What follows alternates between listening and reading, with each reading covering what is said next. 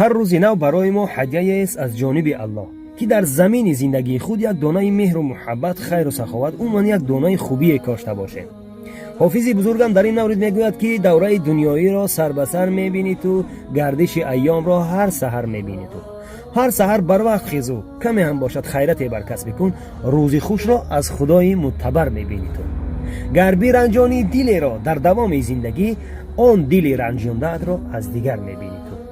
کودکانت را نیاموزاندی آداب اگر، عاقبت آن کودکان را در بدر میبینی تو. گفته حافظ هر کس حاصلی دارد به عمر، گندمی کاریده را از درو میگیری تو. کشاورز خوب در زندگی خود باش.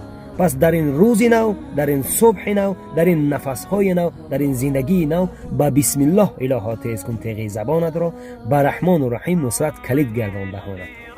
سلام علیکم و رحمت الله. إن كان ما ضمت بي